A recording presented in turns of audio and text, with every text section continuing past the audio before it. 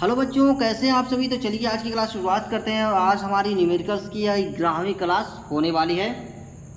अगर आपने हमारी 10 वीडियो नहीं देखी है तो लिंक डिस्क्रिप्शन में दे दूंगा, जाकर देख लीजिएगा। इलेक्ट्रिसिटी चैप्टर की कंप्लीट न्यूमेरिकल्स मैं आपको दे रहा हूं। तो चलिए शुरुआत करते हैं पहले न्यूमेरिकल्स की। और पहला क्वेश्चन कह रहा है हमारा कि एक परिपथ में 10 एम्पीयर की धारा प्रवाहित हो रही है।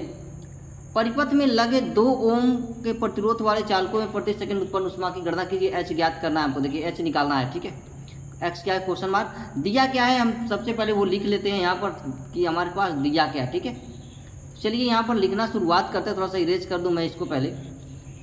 ये हो गया इरेज। और हम अब लिखना शुरू करते हैं। देखिए आई बराबर दिया हुआ है यहाँ पर 10 एम्पियर, आर बराबर दिया हुआ है 2 ओम, ठीक है। और एच बराबर कह रहा है फाइंड कीजिए।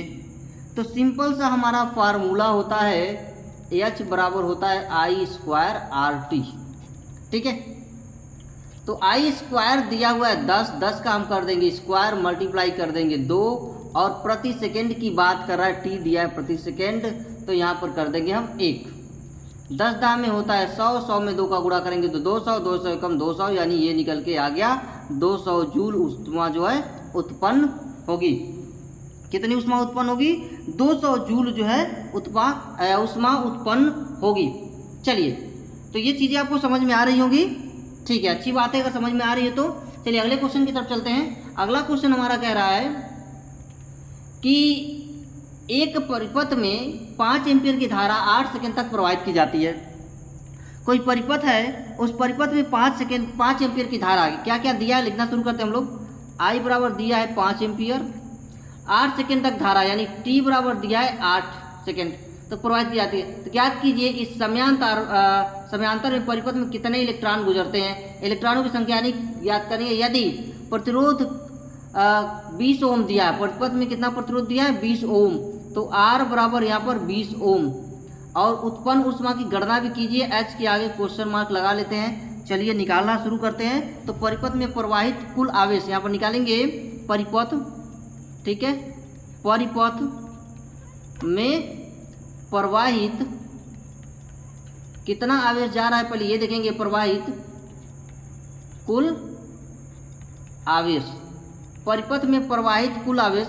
अब कुल आवेश कितनी है तो आवेश है कुल आवेश Q बराबर आई टी, Q बराबर आई टी। परिपथ में प्रवाहित कुल आवेश है Q बराबर आई टी। तो ठीक है, देखिए I का मान आपका दिया हुआ है यहाँ पर 5 और T का मान दिया है 8, तो ये हो जाएगा आपका 40 कूलाम जो है आपका निकल करके आ गया। तो आपको पता है कि 1.6 गुणे 10⁻19 कूलाम आवेश, ठीक है, आवेश 19 कूलाम आवेश बराबर होता है 1 इलेक्ट्रॉन, ठीक है, 1 इलेक्ट्रॉन पर, ठीक है। आपको ये ध्यान रखना होगा 1 इलेक्ट्रॉन पर जो आवेश होता है 1.6 गुणे 10⁻19 होता है। अब यहाँ पर हमारे पास तो 40 कूलाम है, तो 40 कूलाम, ठीक है, 40 कूलाम आवेश, 40 कूलाम आवेश, तो 40 कूलाम आवेश बराबर 40 अपान हो जाएगा 1.6 इंटू 10⁻19 इक्वल कर लेंगे। इसको 1.6 से 14 को डिवाइड कर देंगे तो ये आपका आ जाएगा 25 × 10⁻19 इलेक्ट्रॉन। अब हमको चाहिए उत्पन्न ऊष्मा की गणना भी करनी है। तो H बराबर होता है यहाँ पर आई स्क्वायर आर टी, ठीक है। आई का मान दिया था अभी ऊपर आपने देखा है। आई का मान कितना दिया है, देखिए आई का मान दिया है 5 एम्पियर, आई का मान यहाँ पर 5 एम्पियर, तो ये हो जाएगा 5 मल्टीप्लाई स्क्वायर कर देंगे 5 का स्क्वायर कर देंगे आर। तो आर का मान दिया है 20 ओम, तो 20 ओम मल्टीप्लाई टी का मान दिया था 8, तो ये 8 हो जाएगा। 5 5 ये हो जाएगा 25, 25 गुणे 20 गुणे हो जाएगा ये 8, 20 25 दूनी 50, 5 बाटे 40, ये हो जाएगा आपका 4000 जूल। ये आपका निकल के आ गया 4000 जूल, ठीक है। ये भी क्वेश्चन आपका लग गया। बहुत ही सिंपल क्वेश्चन है। मैं लगभग 200 से अधिक क्वेश्चंस आपको देने वाला हूँ इस इलेक्ट्रिसिटी चैप्टर के न्यूमेरिकल पर।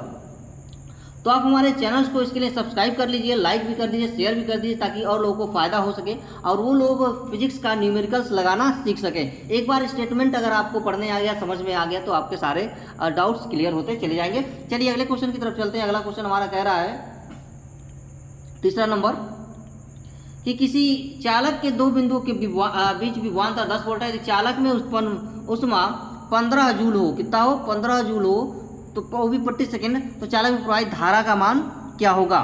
ठीक है, तो चालक में प्रवाहित धारा का मान क्या होगा? और जो उत्पन्न ऊष्मा है वो 15 जूल दे रहा है। ठीक है, तो फार्मूला हमारा होता है, अभी धारा का मान हमको निकालना है। तो यहाँ से लिखना शुरू करते हैं। H बराबर दिया है यहाँ पर 15 जूल, डी लिख देते हैं। V बराबर दिया है यहाँ पर 10 वोल्ट और I बराबर क्वेश्चन मार्क।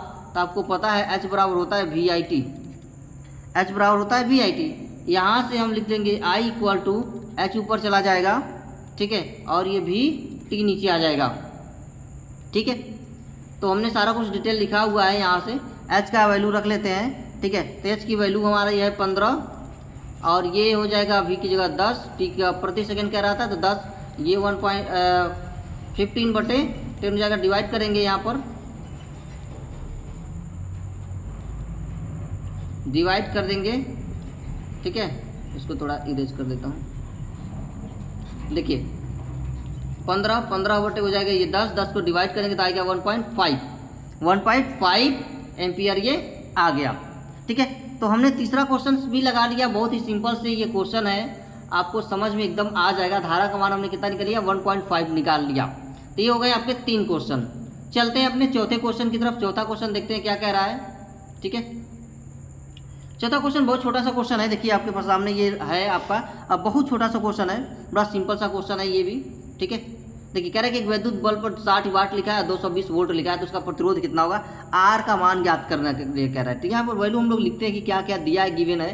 पी बराबर 60 वाट और वी बराबर 220 वोल्ट। अब फाइंड क्या करना है हमको? आर बराबर के आगे क्वेश्चन मार्क, आर के आगे क्वेश्चन मार्क। ठीक है, चलिए फार्मूला क्या होता है? P बराबर होता है V²/R। हमको निकालना है R यहाँ से, तो R बराबर हो जाएगा। देखिए फार्मूला में बना रहा हूँ अलग अलग तरीके से, V²/P। ठीक है, अब V² की जगह क्या हो जाएगा? 220 का स्क्वायर हो जाएगा यहाँ पर, अब बटे P की जगह आ जाएगा 60। ठीक है, चलिए तो इतना चीज़ आपको समझ में आ रहा होगा। यहाँ से हम कर लेंगे 220 को 2 बार मल्टीप्लाई, ये 220 गुणे हो जाएगा 220 बटे में हो जाएगा 60। एक जीरो से आपका एक जीरो कट ही जाएगा, 2220 और 22 में मल्टीप्लाई कर देंगे। ठीक है, और ये कर देंगे डिवाइड, तो डिवाइड कर देंगे तो देखिए होता है, यहाँ काटेंगे तो ये हो जाएगा 2 3 6 और 2 11 22। इसका 11 जीरो यहाँ जीरो होता है, 11 दूनी 22 को 2 हासिल 2, 11 दूनी 22, 23 24, 2420 2420 बटे 3 हो जाएगा। अब इसको कर देंगे डिवाइड, तो इसको जब डिवाइड करेंगे तो ये आ जाएगा 806.67। ठीक है, इतना ओम आप प्रतिरोध निकल करके आ गया, ये आपका ओम है। ठीक है, तो ये भी चौथा क्वेश्चन भी आपका लग गया। चलते हैं हम अपने पांचवें क्वेश्चन की तरफ, देखते हैं। पांचवा क्वेश्चन और भी सिंपल है। देखिए क्या कह रहा है पांचवा क्वेश्चन कह रहा है कि एक हीटर है और हीटर में 5 मिनट तक धारा प्रवाहित होने से 60 किलो कैलोरी ऊष्मा उत्पन्न होती है। धारा 3.0 एम्पियर है। हीटर के तार का प्रतिरोध और विभवांतर ज्ञात कीजिए। सिंपल सा क्वेश्चन ये भी है। ठीक है, कितना है? एक हीटर में 5 मिनट तक धारा प्रवाहित होती है। हीटर है और उस हीटर में कितना धारा प्रवाहित होती है?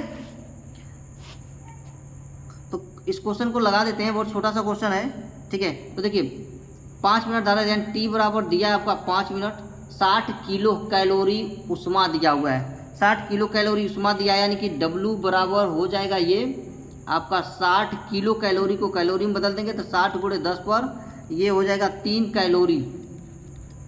ठीक है, 60 × 10 पर 3 कैलोरी इक्वल टू हो जाएगा 60।